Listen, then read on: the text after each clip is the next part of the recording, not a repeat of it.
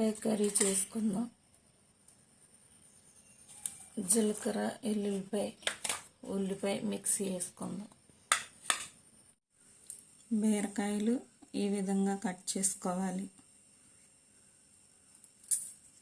ఉప్పు, కారం, పసుపు కలిపి బీరకాయల్లో పెట్టాలి. కారం, పసుపు పెట్టిన తర్వాత చింతపండు వేసుకోవాలి.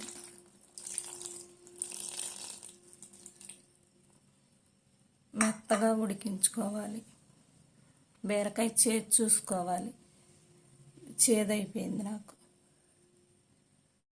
నూనె వేడైన తర్వాత తాలింపు వేసుకోవాలి. వేగిన తర్వాత వెల్లుల్లి, ఉల్లిపాయ, జీలకర్ర పేస్ట్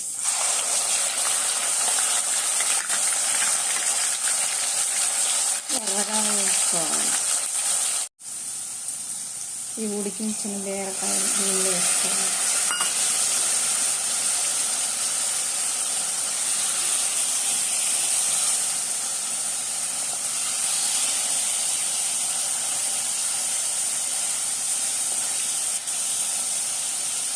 మెల్లగా కలుపుకోవాలి.